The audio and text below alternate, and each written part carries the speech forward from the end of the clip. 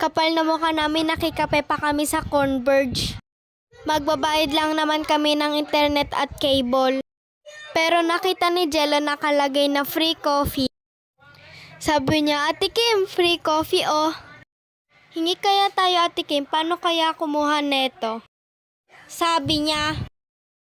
Siyempre ako rin makulit, tinawag namin si ate para humingi ng kape. Nung binigyan na kami ni ate ng kape, ang init, hindi namin mahawakan, tawa kami ng tawa. Thank you pala kay ate na nagbigay sa amin ng coffee. Dito lang naman sa Lukban Converge. Grabe, sobrang kulit na pala namin dito. Napaupo na ako sa sobrang tawa. Naitapon pa namin dito yung coffee. Nadagdagan tuloy ng trabaho si ate dahil sa amin.